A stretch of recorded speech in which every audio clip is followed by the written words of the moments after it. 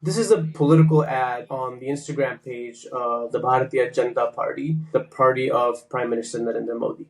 The ad was taken down after it caused a huge uproar on social media for how blatant it was in targeting India's Muslims. The ad was posted in the middle of India's general elections, and it's just one example of how Mr. Modi and the BJP's rhetoric has changed from a subtle targeting of India's minority Muslims to a very direct and very brazen targeting.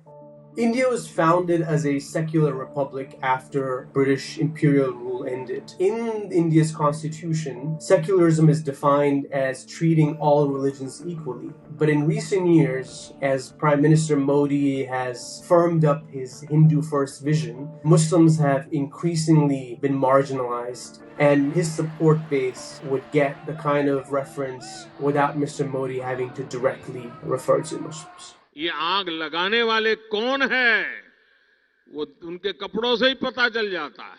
But very early into this long election, Modi's rhetoric became more extreme and much more pointed towards Muslims. और पहले जब उनकी सरकार थी उन्होंने कहा था कि देश की संपत्ति पर पहला अधिकार मुसलमानों का है. क्या आपकी मेहनत की कमाई का पैसा घुसपैठियों को दिया जाएगा? Later, the BJP followed up with this animation ad. If you are a non-Muslim, Congress will snatch your wealth and distribute it to Muslims. The graphics, the emotions in it, the intention was clear. It was to provoke fear and consolidate his Hindu support base into solid votes. In a more recent video, you see 4 eggs. One represents the Muslims, the other 3 underprivileged castes, and it shows a caricature of the opposition leader Rahul Gandhi giving preferential treatment to the Muslims. Constitution. The opposition has latched on to Mr. Modi's comments, pointing out that when the Prime Minister is challenged on policy, he turns to divisive politics.